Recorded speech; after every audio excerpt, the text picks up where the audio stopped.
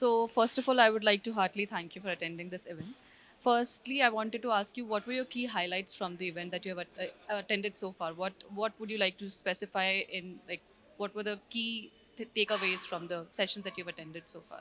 Anything in specific that you want to highlight? So skilling has many dimensions. It starts from home to school to university and even while you're working. So this conference is addressing all of those. Although the focus is more on higher education side, but I believe that the coming sessions will focus on all aspects.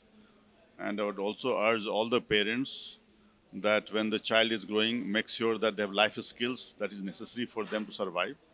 In this digital world, we have got isolated even from our own family members inside the home because we are connected to the rest of the world but may not be within the family members itself. So we need to make sure that each one of us is able to face the realities of life through skills, life skills. And this should continue in the university and college level. And as working time, we are seeing a lot of psychological problems the students are facing today.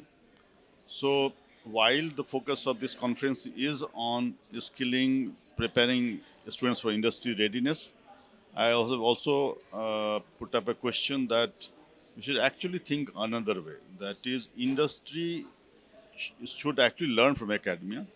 The technology should be developed by academia and then should go to industry.